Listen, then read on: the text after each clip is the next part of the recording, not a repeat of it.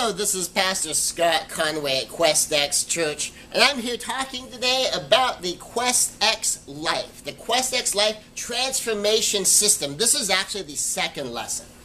Now, if someone's watching the video, or if you're listening to the audio, that means you probably just come off of the first lesson, and welcome to the second lesson. Because very often what happens when people listen to something is they only listen to the first lesson or the first hour of a program. Now, because this is only the second part of the first hour, hopefully you're all still here, and I ended the last lesson telling you some unique things that were going to be in this program. Now, to bring you up to speed, I'm going to introduce them right now. I just mentioned them last time. I'm going to introduce them now, and we'll get into them in more detail when they actually come up in the course of the program. With one of the key things, we're actually going to begin working with it today. So I mentioned feed forward. I mentioned daily questions. I also mentioned a concept called MOM, minimum, optimum, maximum. A concept called how much help do you need? And then results, process, and compass heading. So let me just introduce these concepts here just very quickly in about 10 minutes, and then we're going to get into the dream a dream part of the lesson. So let's feed forward. Feedback is about taking a look at what you did before and then trying to figure out what did you do wrong that you need to change. Now, one of the challenges we run into very often in feedback is basically judgmental. At the very least, it tends to be negative. Because what are we looking for? We're looking for things to do differently. Would you want to do differently something that you did great? Of course not. So where's your focus going to be? Your focus is going to be on where change needs to take place. And where change needs to take place is, of course, going to be negative information. Feed forward accomplishes the positive intent of good feedback, but it does it in a positive way. So basically, here's how feed forward works. Rather than focus on what happened and what went wrong, focus on what you can do and what it should look like. So you can touch on the feedback enough to deal just with enough of the idea of what happened. What did it look like? Do you want it to look different? How do you want it to look, and how do you get it to look that way? And that's the feed forward. So next time, what is it going to look like? And it's not going to look like not this and not that. It's going to be an image you can create. And you're going to describe what do we do from here. Now, you may apologize for the past or whatever, and we'll get into more about feed forward and how it works and how you use it as we go and where you get the ideas. It can be as simple as you just start asking people, can you give me a couple of ideas to be a better listener? Could you give me a couple of ideas to habitually read my Bible? Could you give me a couple of ideas on how you become a more spiritual parent? And whatever it is, you just work forward with your ideas, and that's feed forward. Daily questions. The concept of daily questions is very, very simple. You just have questions you get asked every single day. The easiest way to do it, the most effective way to do it, in general, is have another human being that you have an actual conversation with. It could be on the phone, it could be face-to-face, and they just ask you the questions. Now, the trick with daily questions is all of the answers must be yes, no, a number, or a very short answer. So if, for instance, one of the questions is, did you do your Bible reading today? The answer might be yes or no. The question could be, how many minutes did you spend with God today? The question could be, what chapter did you read today? And you could say, Mark chapter 3. So the short answer is just something very, very quick. Something that can be, it's not even a whole sentence. It could just be a sentence fragment. So that's daily questions. And you just have someone ask these of you every single day. And it might be something like you want to exercise 3 times a week. So the question might be, have you exercised 3 days in the last 7 days? And that answer would be either yes or no. And you might have another question of, how many days in the last 7 did you exercise? And so it's either yes, I met my goal of 3, or no, I didn't meet my goal of 3. And then, regardless of what I did, how many? Might be 0, well, in which case you've got a bigger problem. It might have been 2. Well, then you were close, you just need to work a little bit to tweak it. Might be yes, 5 days. It might be yes, all 7 days. In which case you might want to consider maybe that might be your new habit. And so that's daily questions. Just being asked these questions every day. There's a number of ways you could format that, a number of different ways you could do that, and we'll get into that more when we get into daily questions. Now, mom, M-O-M, minimum, optimum, maximum. Now, this is a key concept. Now, for perfectionists, you really need to have this kind of, maximum thing where don't go past this. If you're going to go past that, stop. Some people are, a little bit obsessive sometimes and get so focused on a particular goal, they just go for it. And they might even get there. But then they've exceeded maximums. They've done things they shouldn't have done and maybe paid a price they're not willing to pay. Now, a lot of maximums, I trust, are probably kind of built in. I want to do things legally and morally and ethically. But sometimes you get things like I've consulted with business people who were divorced, hardly ever saw their kids. They hit all of their business goals. They set their target, and they lost their family. Well, that exceeded the maximum. The price they paid was too big. Well, there was another man I was working with that in his career, he got to that place where he needed to advance his education in order for him to get further. Well, he ran some numbers, he did some calculations, because why did he want to get further? So he could have more money to take better care of his family. He looked into how many hours he would have to invest to do it, and continuing to work full-time and do it, how long it would take him. He realized, okay, I'll be going in school half-time.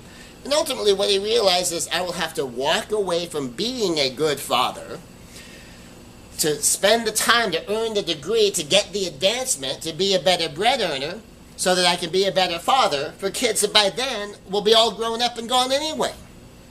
So I'm going to let my income be limited here, and I'm going to be the father I can be at that level of income.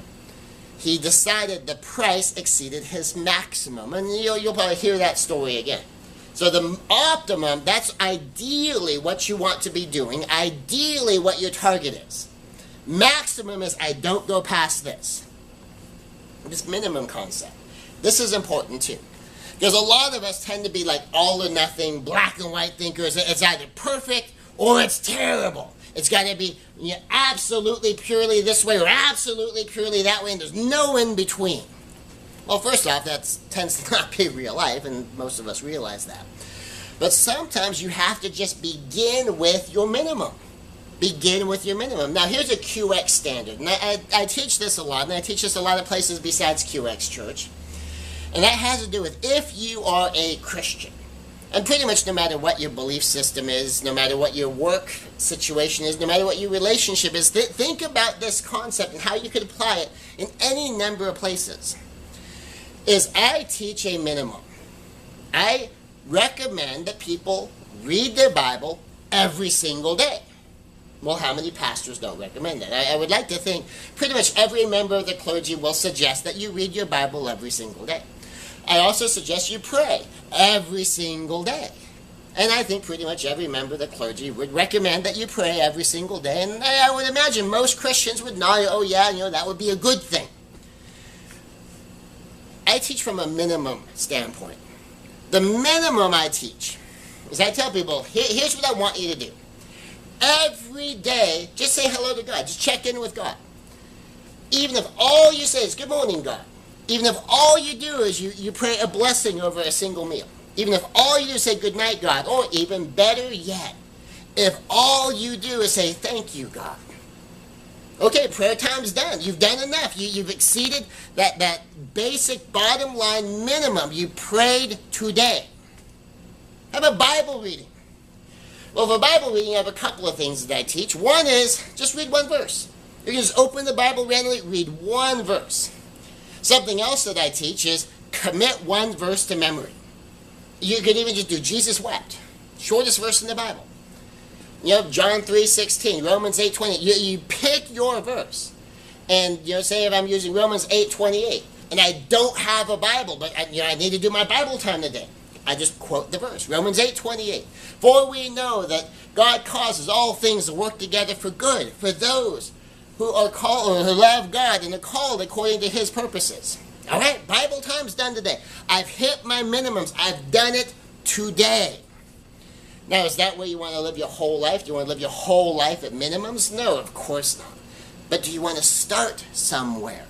Because here's part of what tends to happen, and you can tell me if this is the case for you too, is you have your optimum, and you feel like if I can't do the optimum, why even bother? How do I carve out time to spend 10 minutes or 20 minutes or an hour when whatever someone sets as their ideal? Oh, I can't do that. And then they do nothing. So the idea of a minimum is, what do you know for sure that you can do?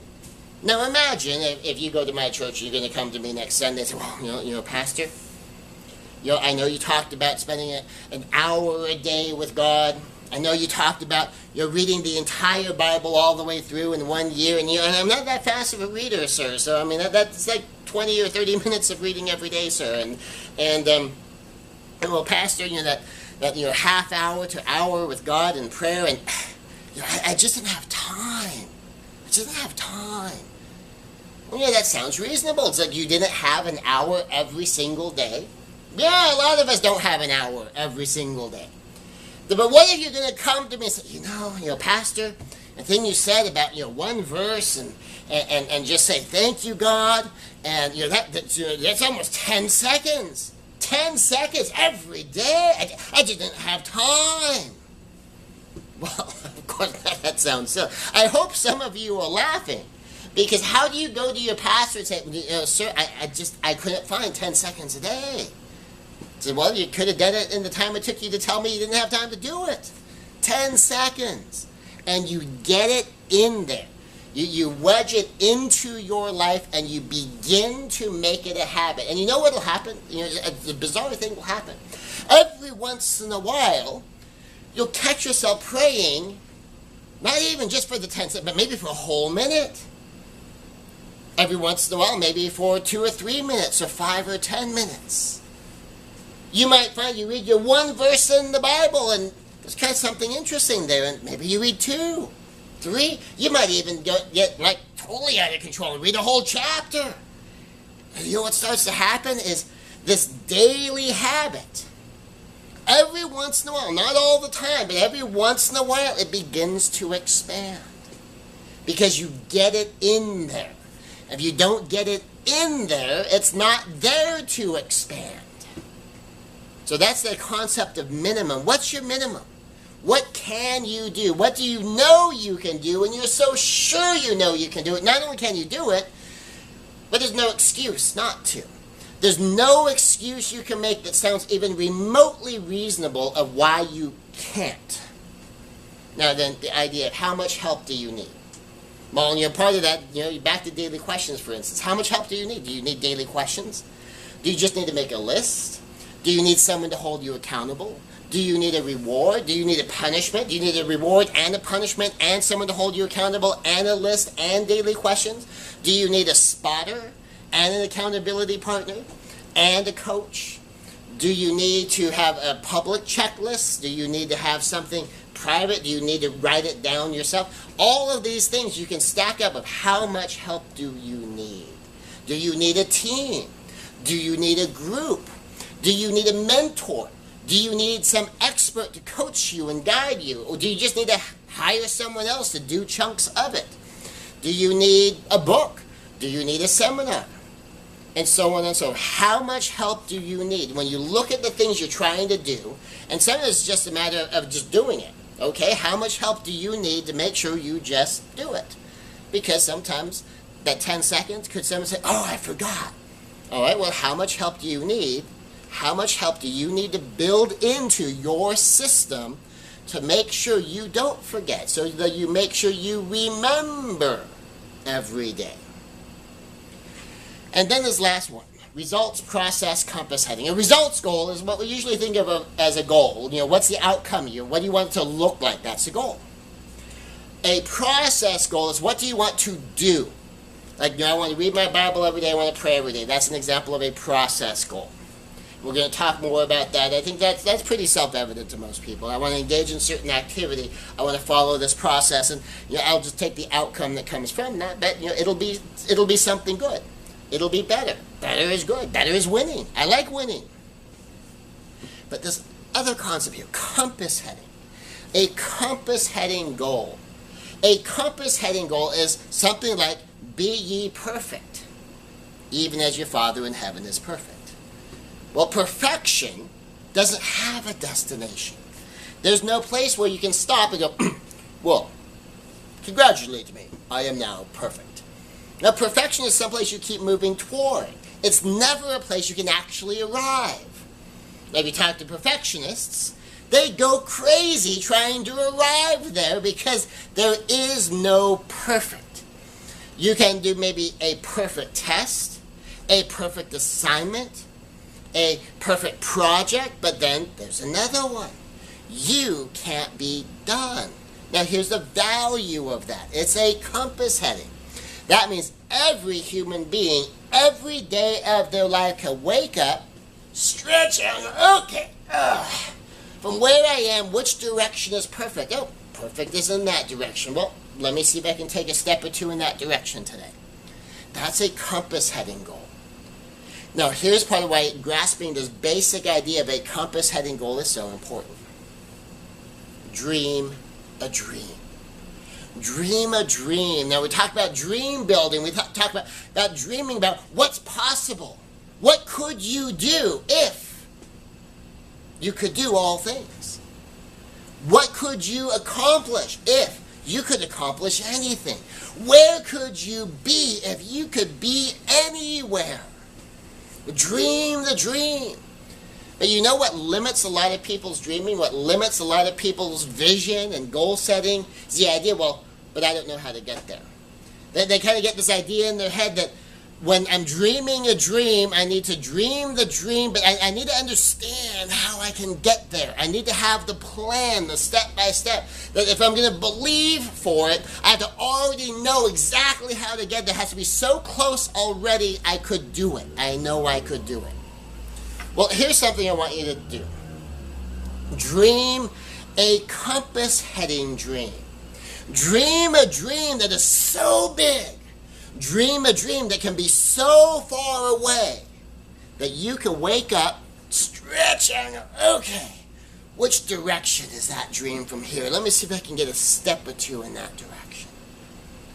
Dream a compass-heading dream.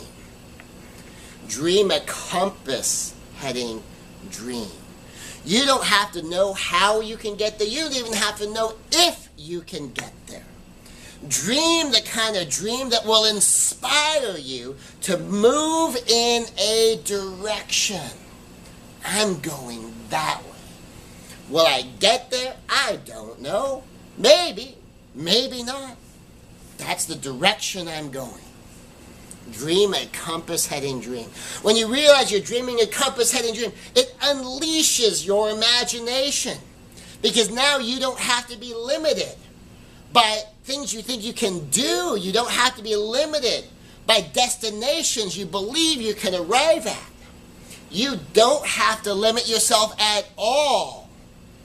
All you're doing is you're building a direction. I would like to go in that direction. Now here's an example from my own life. I recently took my wife to Hollywood on a big Hollywood date for a special occasion. Depending on when you're listening to this, your special occasion might be different. For us, it was for Valentine's Day. So this is our Valentine's Day, big deal. So we went up to Hollywood, and we saw a Cirque du Soleil show called Iris, or spelled like Iris. Now, it's not there anymore, so if you think, oh, that sounds like a good idea, let's go do that. Well, the particular show we saw actually closed since we were there. And so we went up there, we saw this fantastic show. We walked around, we got to see some of the stars on the sidewalk, and some names multiple times, a lot of the old-time stars especially, and just think about and reminisce about like who they were, and some of the movies we remember seeing them in, and some of the songs we remember hearing them sing. There's a Disney soda fountain there. We went to the Disney soda fountain. We got the Pin Lover Sundae that we shared, and we got a little special pin that comes with that. And a little, she collects Tink pins, and we got her a Tink pin that said Hollywood on it that you can only get there. We wandered down. We did some shopping. We went to the Grauman's Chinese Theater and all of the cement hands and footprints and stuff in the courtyard there. We looked at a bunch of those, and of course, almost by obligation, kind of compared some shoe sizes, compared some hand sizes. We took some pictures while we were there. Popped in a couple of shops on the way out, including a pretty incredible candy store, and picked up some things for the kids, and we came home.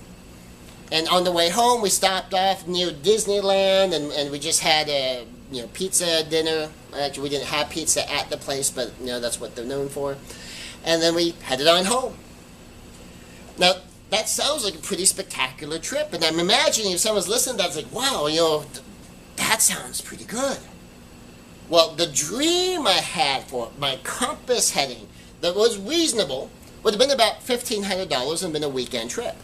And some of it I couldn't control. Like, I would love to take her to something at the Hollywood Bowl and go see a movie at the Chinese Theater and kind of, spend the night over there and see the Cirque du Soleil show and kind of make a whole big deal of it and go see the other things and go into some of the museums and do a lot more shopping. Well, that would have been maybe a $1,500 trip the way I had envisioned it. And so that's my target. But it's a compass heading. Now, if I can get there, if I had the money and we had the time, and we had the money and the time at the right time where all of it was possible, and maybe there was an event at the Hollywood Bowl, and maybe there was a great movie playing on screen at the El Capitan and a different movie playing on screen at Grauman's Chinese Theater, and we could have done a 3-day trip, and all of that had come together, that might have theoretically been possible. But that was my direction. Now, as it happened, we ended up with most of one day. Okay, well, there's a time crunch there. And our budget was, not unexpectedly much lower than what I might have fantasized about. And what we put together was still a pretty spectacular long day date. But having that compass heading, that direction you're aiming, the dream that you have, and no, I'm going to step in this direction. And however far I can get, that's good. That's good. That's better than I have. That's more than where I am now. More is better. Better is good. Better is winning. I like winning. I won. Unless I treated the dream as I have to have this, or it's just terrible. Well, in which case I could have been there and had a miserable time the whole time and been miserable company. What kind of Valentine date would that be? Compass heading. Dream a compass heading dream. Now, in that light, how do you do that? Well, Philippians 4:13. If you knew you could, what would you do?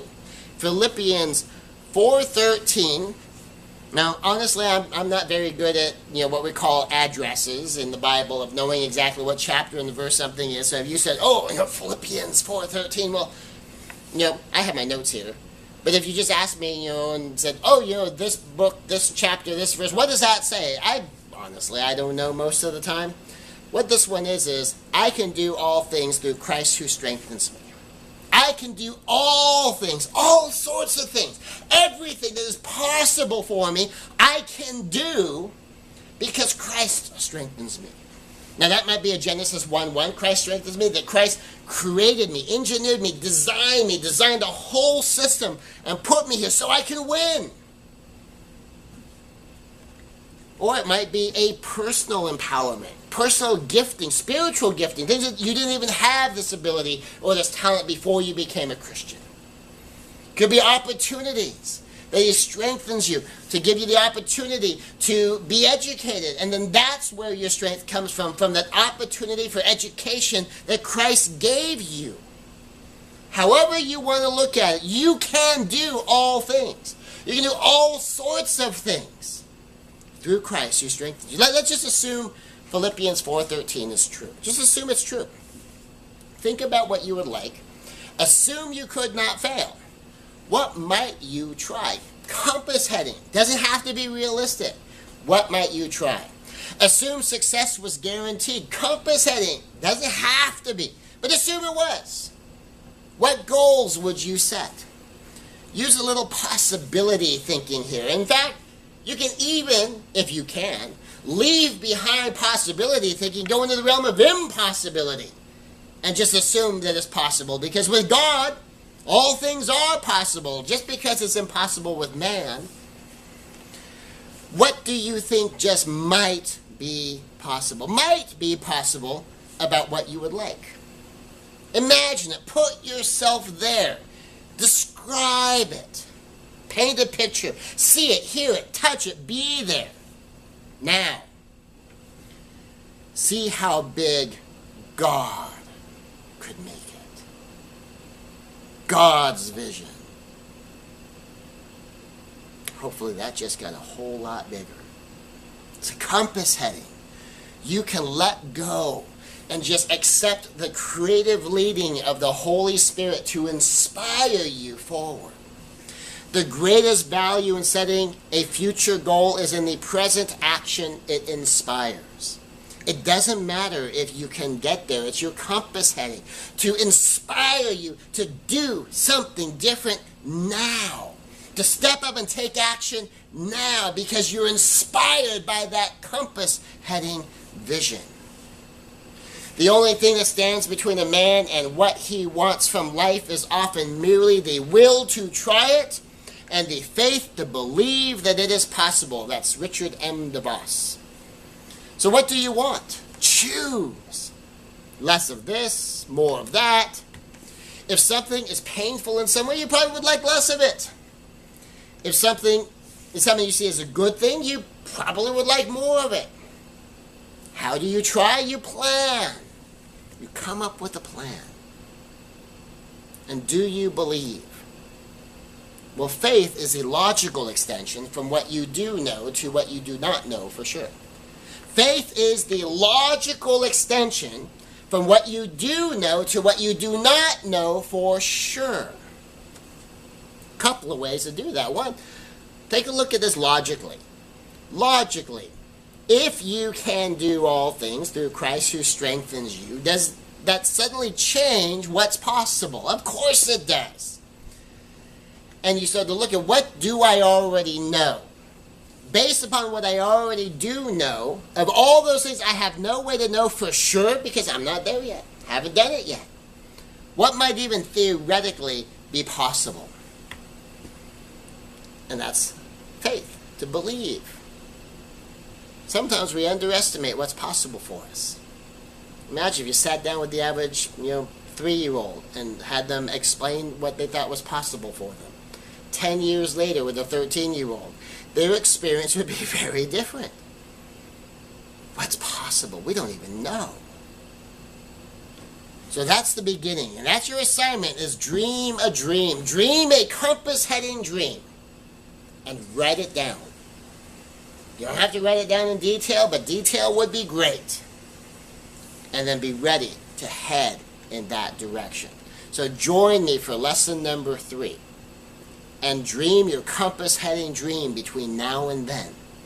And we're going to start getting more into how you set more concrete goals. Thank you very much.